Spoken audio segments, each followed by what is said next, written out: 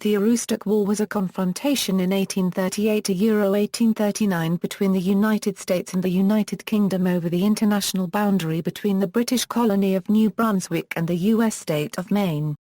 Top-level diplomats from the U.S. and Britain met in Washington and forged a peaceful compromise, the Webster-Ashburton Treaty in 1842, which fixed the permanent border. The term war was rhetorical. Local militia units were called out but never engaged in combat.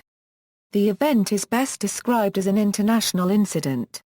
Diplomatic settlement. In the end, the crisis involved no actual armed confrontation between military forces, and negotiations between British diplomat Baron Ashburton and United States Secretary of State Daniel Webster quickly settled the dispute. Webster secretly funded a propaganda campaign that convinced leaders in Maine of the wisdom of compromise.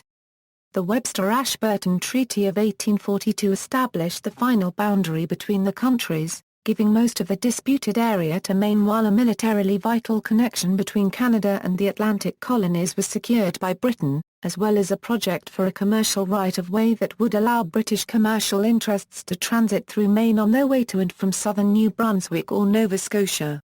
Despite the lack of military action, the episode had major consequences on the state's right to use military force on their own, with the understanding that the main purpose was to address internal conflicts.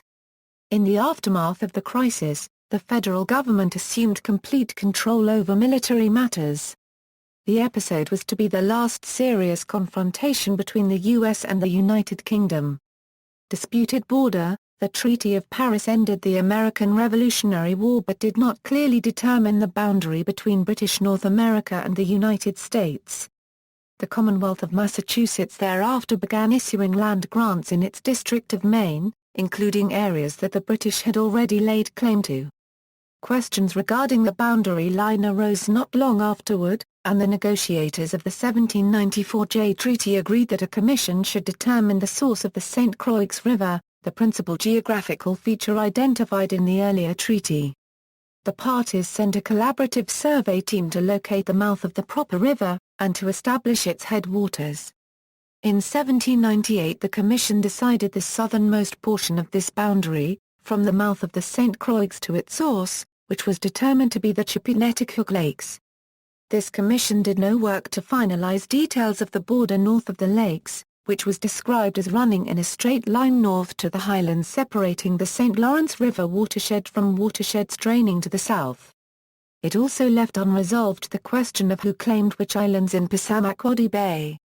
During the War of 1812, the British occupied most of eastern Maine, including Washington County, Hancock County, and parts of Penobscot County, Maine, for 8 months, intending to permanently annex the region into Canada. The Treaty of Ghent ended the war in 1814 and re-established the boundary line of the 1783 treaty. A commission was appointed which resolved most of the issues surrounding the islands. A recommendation by the British Commissioner that the northward line to the highlands end at Mars Hill, south of where this line was eventually negotiated to end, was rejected. When Maine broke away from Massachusetts as a separate state in 1820, the status and location of the border emerged as a chief concern to the new state government. Massachusetts also retained an interest in the matter, as it retained ownership of half the public lands in Maine, including a large part of the disputed territory, as part of the separation. For their part, the British considered that Maine's territory protruding so deeply into British territory and nearly reaching the St. Lawrence in some areas constituted a serious hindrance to communications between Canada and its colonial satellites on the Atlantic seaboard. Securing the northern half of Maine would cut travel time between Quebec City and Halifax almost in half, as it lay directly between them.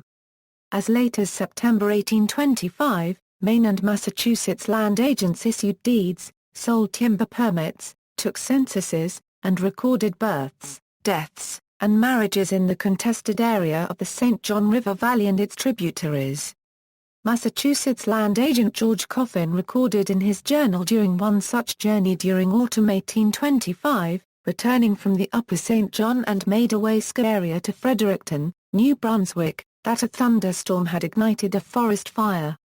This Miramichi fire destroyed thousands of acres of prime New Brunswick timber, killed hundreds of settlers, left thousands more homeless, and destroyed several thriving communities. The journal entries of the newly appointed governor of New Brunswick record the destruction and comments that survival of New Brunswick depended on the vast forests to the west and the area disputed with the United States. Growing tensions, mostly early Acadians settled the St. John and Madewaysga River basins. Some Americans then settled in the Aroostook River Valley. During 1826–1830, provincial timber interests also settled the west bank of the St. John River and its tributaries, and British families built homes in Woodstock, Tobek, and Grand Falls, New Brunswick. The French-speaking population of Madewaysga were Browns nominally British subjects who considered themselves to belong to the unofficial Ra copyright publique du Madewaysga, and thus professed allegiance to neither Americans nor British.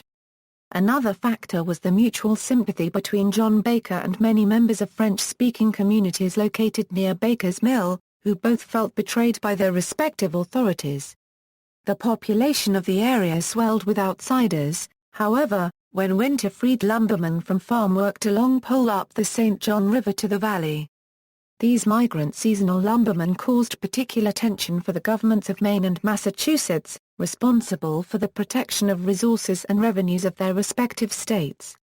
Some itinerant lumbermen eventually settled year-round in the St. John Valley.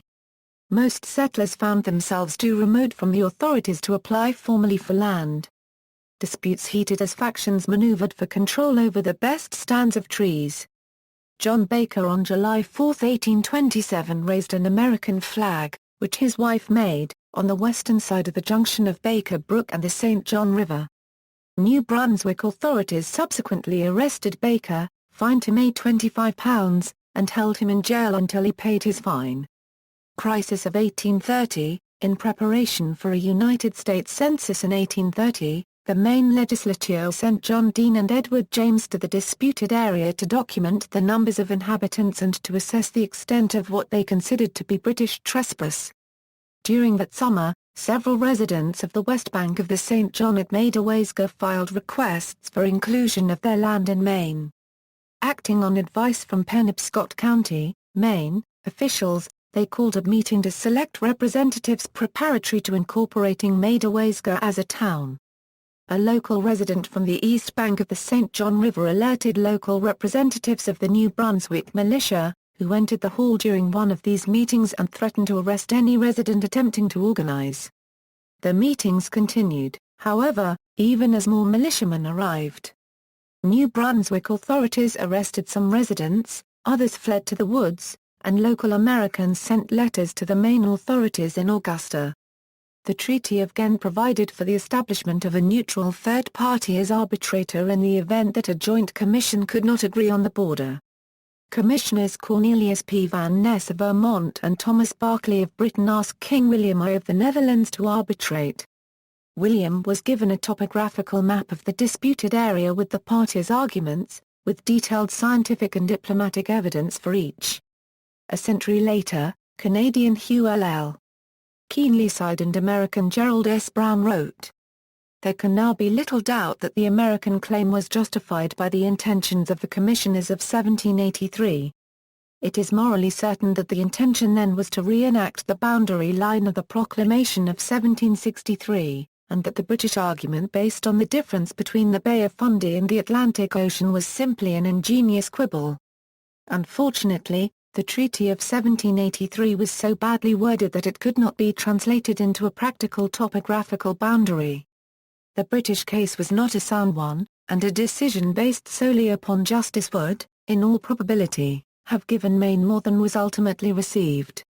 William indeed found reconciling the treaty with the map so difficult that he gave up. On January 20, 1831 he called the treaty inexplicable and impractical, and compromised by drawing a line between the two listed options.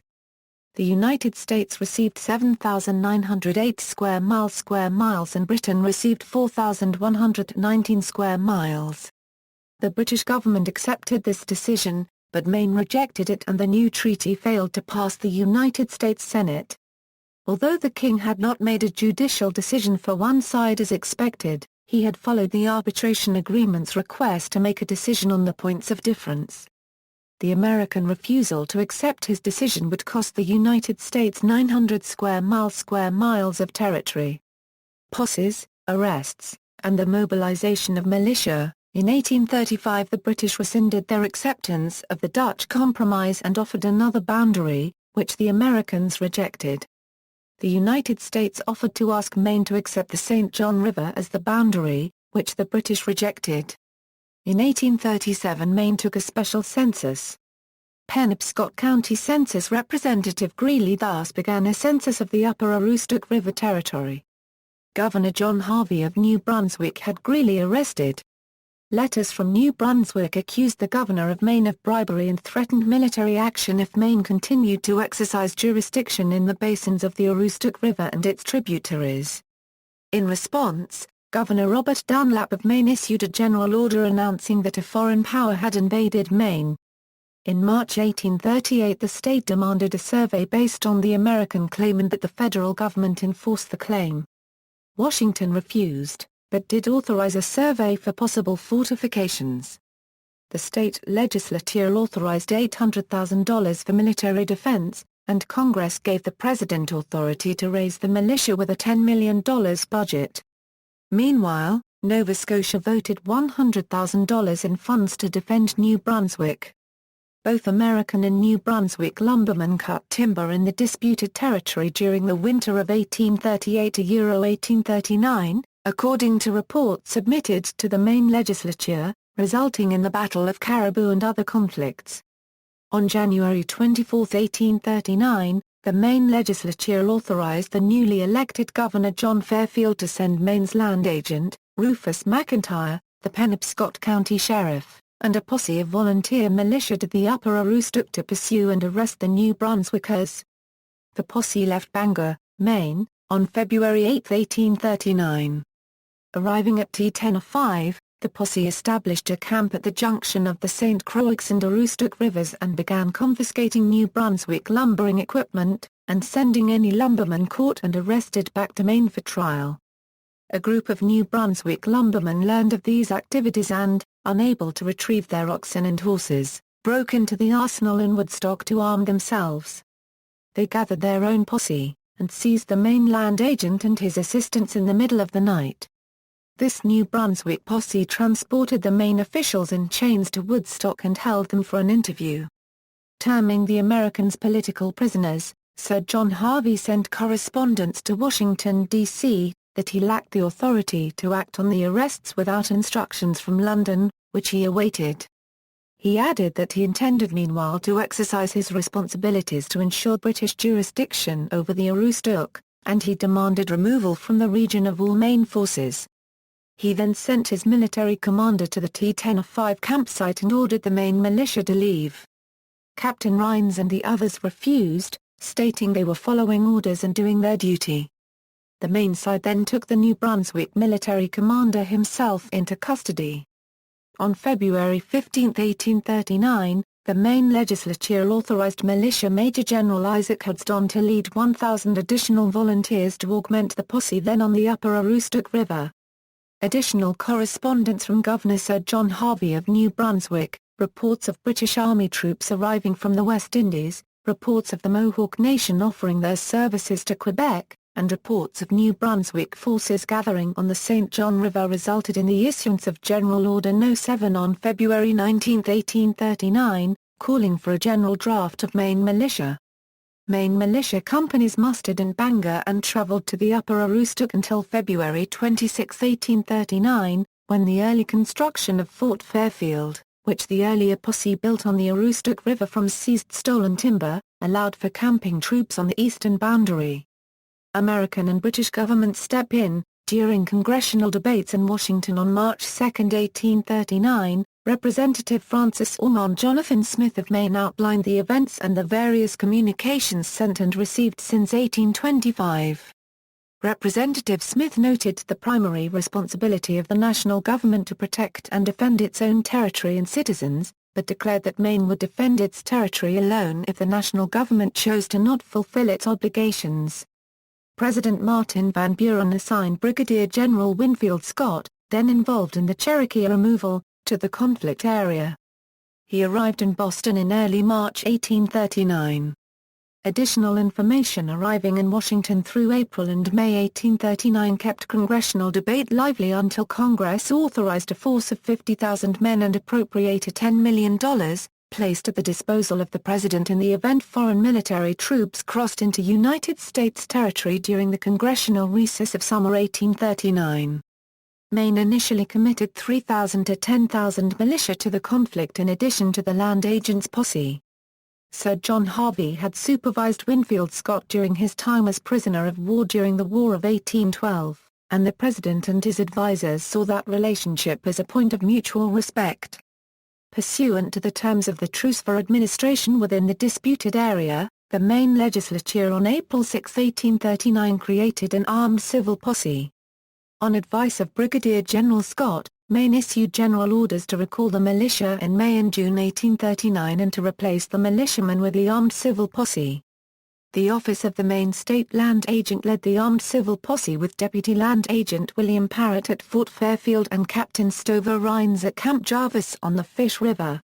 The U.S. Army began the permanent structure of Fort Fairfield in April 1839 and that of Fort Kent in October 1839. Major R.M. Kirby commanded of Hancock Barracks Post near Holton, Maine, with 3 companies of the United States 1st Artillery Regiment. 4 companies of the British 11th Regiment marched to the area from Quebec City to represent Canada with the intent to build a suitable barracks across the St. Johns River from Fort Kent. New Brunswick meanwhile armed every tributary of the St. John River that flowed from the Aroostook Territory with regular and militia soldiers.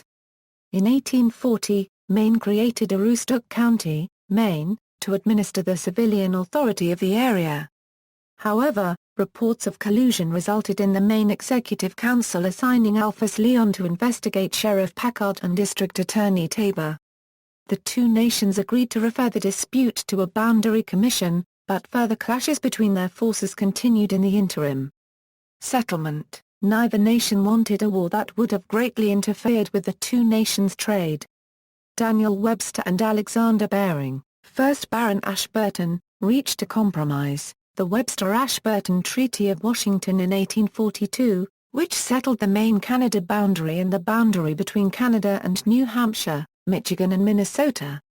This treaty awarded 7,015 square miles to the United States and 5,012 square miles to British control. The British retained the northern area of the disputed territory, including the Halifax Road with its year-round overland military communications between Quebec and Nova Scotia.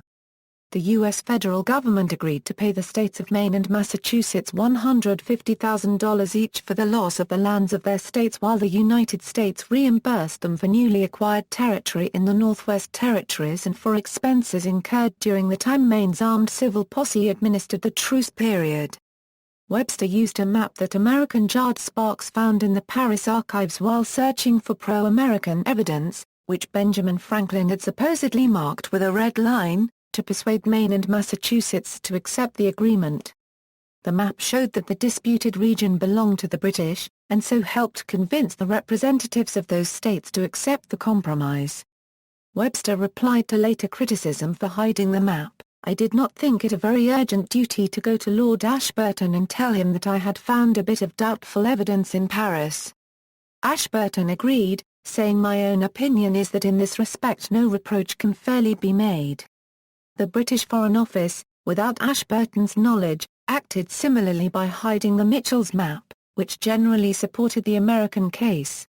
Some claim that British officials created the Franklin map as a fake to pressure the American negotiators. The evidence is that the British map placed the entire disputed area on the American side of the border.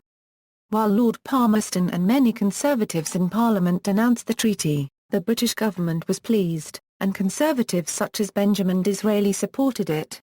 Similarly, Maine and Massachusetts complained but were happy to be paid for the loss of territory.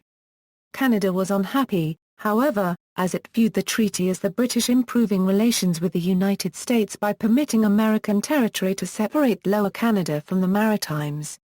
Keenlyside and Brown later wrote, "Unjust as such accusations are, It is nevertheless a fact that many Canadians still consider the Ashburton Treaty of 1842 to be the first and most important instance of the loss of Canadian rights due to the complacency of Great Britain and the crooked diplomacy of the United States.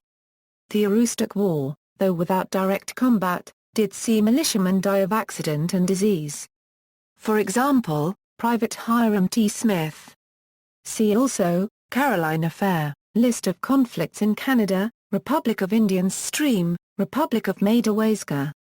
References. Further reading, Carroll, Francis M. Drawing the Line Beaver 2003 83, 4, 19-25, Carroll, Francis M. The Passionate Canadians, The Historical Debate About the Eastern Canadian-American Boundary, New England Quarterly, Volume 70, No. 1, pages 83-101 in JSTOR, Jones. Howard. Anglophobia and the Aroostook War, New England Quarterly, Volume 48, No. 4, pages 519-539 in JSTOR, Jones. Howard. To the Webster-Ashburton Treaty, A Study in Anglo-American Relations, 1783-1843. 251 pp. Jones, Wilbur Devereux. The Influence of Slavery on the Webster-Ashburton Negotiations, Journal of Southern History, Volume 22, No. 1, pages 48-58 in JSTOR, Le Duc, Thomas. The Webster-Ashburton Treaty in the Minnesota Iron Ranges, Journal of American History, Volume 51, No. 3, pages 476-481 in JSTOR, showed the value of the Iron Range was not known when the treaty was drawn. Merck, Frederick. The Oregon Question in the Webster-Ashburton Negotiations, Mississippi Valley Historical Review, Volume 43, No. 3, pages 379-404 in JSTOR, Remini, Robert. Daniel Webster 535-64, Historical Sketch Roster of commissioned officers and enlisted men called into service for the protection of the northeastern frontier of Maine from February to May 1839. The Maine Council, Augusta, Maine, Kenbeck Journal Print. 1904 pages 4-5. Retrieved October 15, 2007. External links, Gould, John. Hiram Smith, Hero of the War That Wasn't. Christian Science Monitor. Retrieved August 11, 2011. The Upper St. John River Valley, The Boundary Dispute, with maps and historic texts, Dean and Kavanagh's 1831 Aroostook Valley Legislative Report, Officers in Service During the Aroostook War, Aroostook War Muster Rolls, Canadian Militia History, the 1837 Foundation of Northern Maine When Governments Act in Bad Faith,